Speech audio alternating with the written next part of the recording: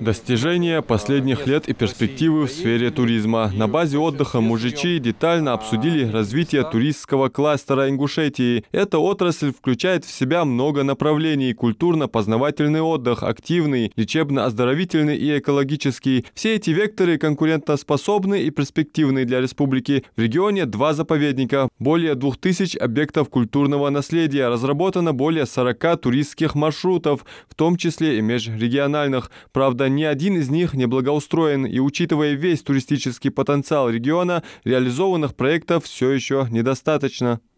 Вы видите Ингушетия, Северная Осетия, Карачаево-Черкесия и Чечня. Если по 2-я, 3-я, 4-я и 5-я строечка, это да, так условно, потому что это все подвергается Госкомстат, какие-то ложные сведения, то 1-я строчка, налоговые поступления в бюджет, это ту цифру, которую отдает налоговая служба. Отчисления от туризма. Сейчас Республика Ингушетия это 0,2% ВРП.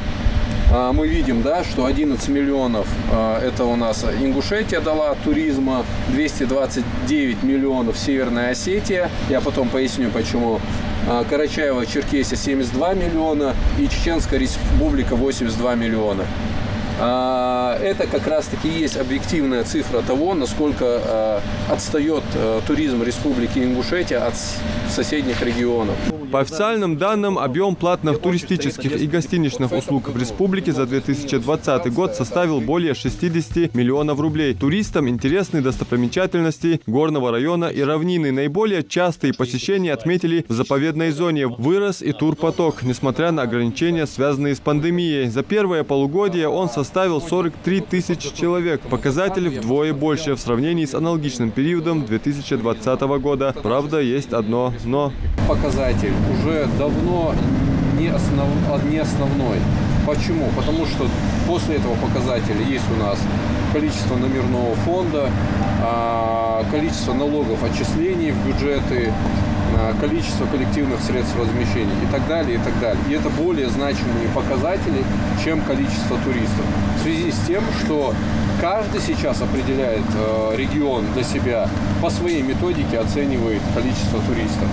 Комплексную работу проводит комитет по туризму. Акцент делают на экскурсионную деятельность. Для обучения гидов в регионе проходят тренинги и семинары. По поручению главы республики образована Ассоциация туризма Ингушетии. Общественная организация волонтеров, проведена халял-сертификация объектов индустрии туризма. Что касается инфраструктуры, в этом году реконструирована и расширена гостиница «Чайка», введен в эксплуатацию отель «Берт». Открылись гостевые дома. Для развития туристической отрасли определили 13 земельных участков. О всех возможностях отдыха в Ингушетии рассказали журналисты телеканалов «Звезда», НТВ, «Россия-1» и многие другие. Солнце едва встало, а я уже добралась до горной Ингушетии, края средневековых родовых башен. И первым делом еду к уникальному оборонительному комплексу Вовнушки. Он охранял знаменитый шелковый путь, по которому шли караваны из Азии в Европу. Прозвучали и проблемные вопросы, препятствующие развитию туризма региона. Это общая недоразвитость инфраструктуры, точек придорожного обслуживания и персонала, отсутствие свободного доступа в горную Ингушетию и острая нехватка номерного фонда для прибывающих туристов. На собрании озвучили предложение сделать дом отдыха Мужичи круглогодичным. Это позволит увеличить уровень налоговых отчислений. Были озвучены и другие проблемы отрасли, которые можно решить при определенных усилиях. Актуальные вопросы, они у всех на слуху. Это первое, это экскурсоводческая деятельность, это развитие инфраструктуры, развитие особо охраняемых природных территорий и развитие туризма на них.